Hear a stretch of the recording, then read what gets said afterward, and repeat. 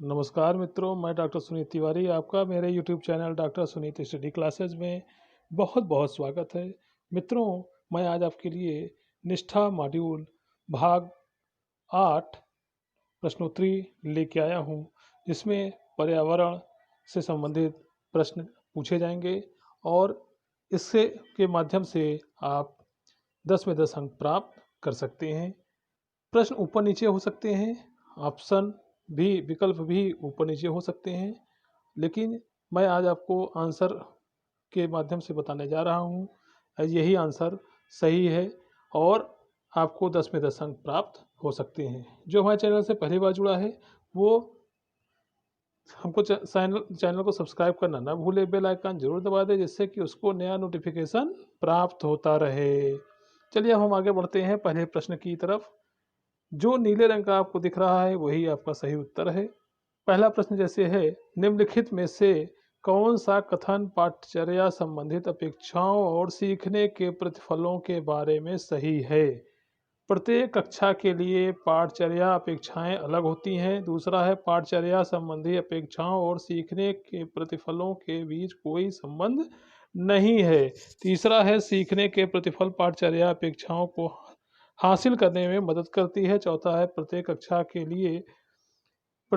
के लिए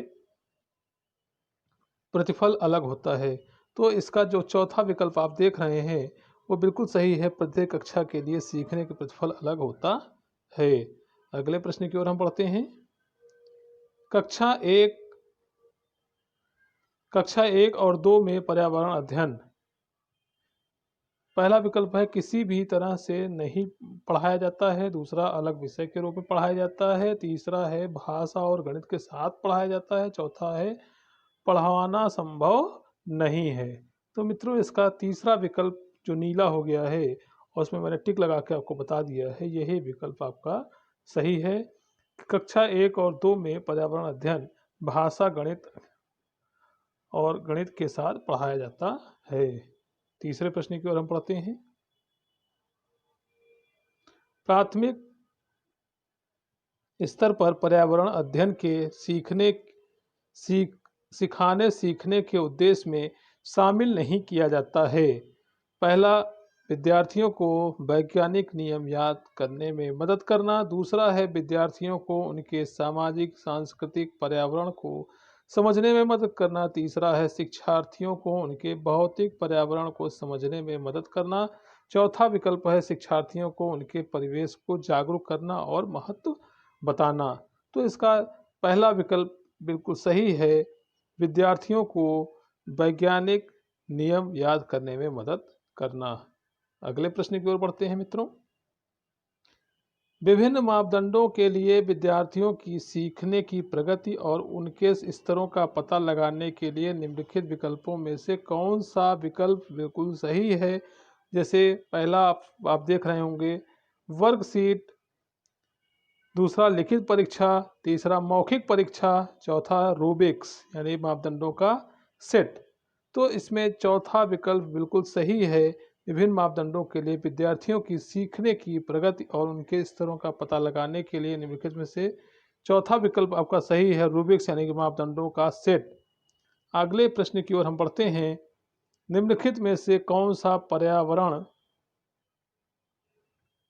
अध्ययन शिक्षण अधिगम के अनुरूप नहीं है? पहला, प्रत्येक बच्चा अपनी पाठचर्या का सर्जन करता है। दूसरा है, प्रत्येक बच्चे को प्रश्न पूछने का अधिकार है। तीसरा है ऑप्शन, प्रत्येक बच्चा अपने तरीके से अद्वितीय है। चौथा है, प्रत्येक बच्चा अपने ज्ञान का सर्जन स्वयं करता है। तो इसमें पहला विकल्प मेरे हिसाब से बिल्कुल सही है, प्रत्येक बच्चा अपने पाठचर्या का सर्जन करता है। अगले प्रश्न की ओर बढ़ते हैं मित्रों। राष्ट्रीय पटचर्या की रूपरेखा के अनुसार पर्यावरण अध्ययन के लिए कौन सा वाक्यांश सही है? पहला विकल्प, पर्यावरण अध्ययन को विज्ञान और सामाजिक विज्ञान की तरह अलग से पढ़ाया जाना चाहिए। दूसरा विकल्प है, पर्यावरण अध्ययन की प्राकृतिक एकल विषयक है। तीसरा विकल्प है, पर्यावरण अध्ययन को केवल पर्यावरण की संकल्पनाओं पर केंद्रित रहना चाहिए। चौथा विकल्प है पर्यावरण अध्ययन की प्रकृति अंतर विषयक है। तो इसका चौथा विकल्प बिल्कुल सही है। इसके बाद हम अगले प्रश्न की ओर बढ़ते हैं, जो आपका प्राथमिक स्तर के पर्यावरण अध्ययन की परिचर्या में होना चाहिए। पहला, आसपास की चीज़ों की जांच पड़ताल करने के अवसर उपलब्ध कराएं।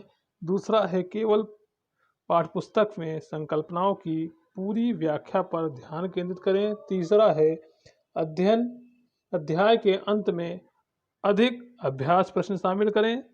चौथा है शब्दों की पूर्ण रूप से सही परिभाषा पर अधिक जोर दें। तो इसका आपका जो पहला विकल्प है बिल्कुल सही है। आसपास की चीज़ों की जांच पड़ताल करने के अवसर उपलब्ध कराए जाएं। प्राथमिक स्तर के पर्यावरण के अध्ययन पाठचर्या में होना चाहिए। अगला प्रश्न है, हम आगे बढ़ते हैं। पर्यावरण अध्ययन जिसे बढ़ावा नहीं देता है। पहला विकल्प है आपके सामने करके सीखना। दूसरा है परिभाषाओं को याद करना। तीसरा है बहुत सवाल पूछना। चौथा है पूछताछ और जांच पड़ताल करना।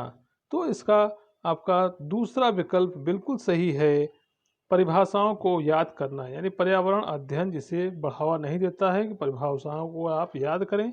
इसमें करके जितना आप करेंगे उतना आप सीखते चले जाएंगे। अगले प्रश्न की ओर हम पढ़ते हैं। पर्यावरण को सुरक्षित रखने वाले 3 र हैं। पहला, रिजर्व आरक्षित करना। दूसरा, रिड्यूस कम करना। तीसरा है रिसाइकिल पुनः चक्रित करना। दूसरा विकल्प है रिकवर पुनः प्राप्त करना। दूसरा है रिफ्यूज पुनः उपयोग करना, रीयूज माफ करिएगा। तीसरा है रिटेन रोक कर रखना। तीसरा विकल्प है रिकॉग्नाइज पहचानना, रिसाइकिल पुनः चक्रित करना, रीयूज पुनः उपयोग करना। चौथा विकल्प है रिड्यूस कम करना, रीयूज पुनः उपयोग करना, रिसाइकिल पुनः चक्रित करना। तो इसका आपका चौथा विकल्प बिल्कुल सही है। पर्यावरण को सुरक्षित रखने के लिए जो 3 र हैं उसमें रिड्यूस, रीयूज, रिसाइकिल, ये आपके 3 र हैं। Reduce, reuse, recycle. आगे हम अगले प्रश्न की ओर बढ़ते हैं। निम्नलिखित में से कौन सा बच्चों के बीच व्यक्तिगत सामाजिक गुणों को बढ़ाने में मदद करता है? पहला है संबंधित मुद्दों पर विशेष व्याख्यान आयोजित करना। दूसरा है कक्षा में सहयोगी और सहकारी रूप से सीखने को बढ़ावा देना। तीसरा है कक्षा में इस पर शिक्षक द्वारा प्रतिदिन 5 मिनट की बात करना। चौथा है विषय पर प्रश्नोत्तरी आयोजित करना। तो इसका दूसरा विकल्प बिल्कुल सही है, कक्षा में सहयोगी और सहकारी रूप से सीखने को बढ़ावा देना। ये बच्चों के बीच व्यक्तिगत सामाजिक गुणों को बढ़ावा देने में मदद करता है। इस तरह से आप 10 में 10 अंक प्राप्त कर सकते हैं और प्रश्नोत्तरी 8 में भाग लें और सर्टिफिकेट प्राप्त करें। जो हमारे चैनल से पहली बार जुड़ा है बेल आइकन जरूर दबा दें, सब्सक्राइब करना ना भूलें ताकि आपको नया नोटिफिकेशन प्राप्त होता रहे। जय हिंद, जय भारत।